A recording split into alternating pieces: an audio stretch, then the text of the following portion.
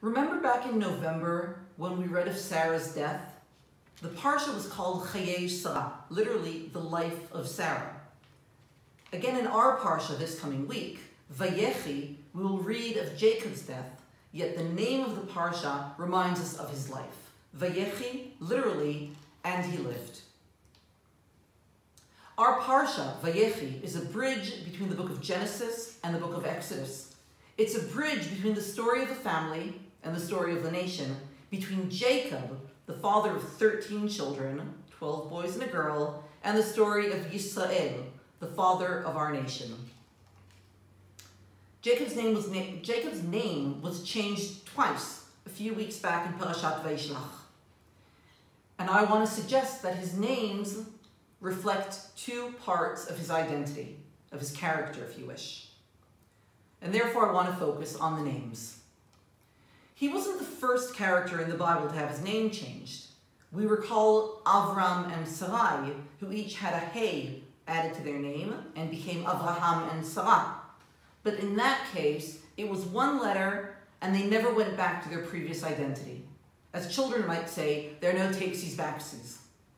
In our parsha, Yaakov remains with the name given to him at birth, but gets an additional name, Yisrael.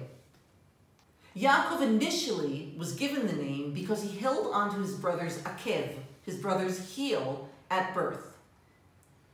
Yisrael, on the other hand, was given to him after he encountered the ish, the person, the character, on the river, on the side of the Yabok River, the night before his meeting with Esav. The name Yaakov traditionally invokes a sense of naivety, a homely boy, maybe an introvert, a child who needs his mother's protection, a young boy who manipulates his older brother into selling him his heritage, his part of the Yerusha, his seniority, a lad who needs his mother's protection and help in receiving the blessing from his father, and a young man who makes his wealth through deceitful acts. On the other hand, the name Yisrael comes to remind us of his struggle. Ki sarita im Elohim v'im Adam v'tuchal. You struggled with men and with God, and you were able. The Midrash also suggests that Yisrael should be read as Yashar El. As opposed to manipulative Yaakov, Yisrael is an honest man. He's a man with a backbone. It reminds us that a few weeks ago, he stood up to Lavan when Lavan accused him of theft.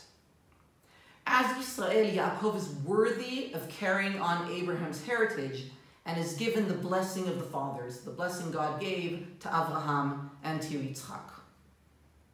In our parsha, Yaakov is on his deathbed. The narrative in the parsha switches between both these names, Yaakov and Yisrael. When he's blessing and even cursing his sons and blessing his grandchildren, he's related to once as Yaakov and another time as Yisrael. The Rambam suggests that the name Yaakov is a name befitting exile, it's a name befitting lowliness, whereas the name Yisrael is a name befitting freedom and independence. Which is why, according to the Rambam, when Yaakov goes to Egypt, he goes down as Yaakov. Yet when his descendants emerge from Egypt in the story of the Exodus, they come out as the sons of Yisrael, Bnei Yisrael. I would like to suggest a different reading. Yaakov is a complex and round character. He isn't perfect. None of us are. We're invited to embrace Yaakov as a deceitful man, along with Yisrael, who is honest and has a backbone. Even when he became Yisrael, he didn't lose his Yaakovness. And when the Torah refers to him later on as Yaakov, he still maintains the backbone and honesty as part of his character. Only when Yaakov became Yisrael was he worthy of God's blessing. We are called upon to recognize both sides of his character and all sides of our own character. We're reminded that Yisrael, or being Yisrael, being Am Yisrael, is not only about the struggle, it also invokes derech hayashar and our honesty. And as a people, both individuals and a nation, we need to be aware of both sides in our tradition, and we need to be conscious of when we act in either way. Shavua Tov from Schechter.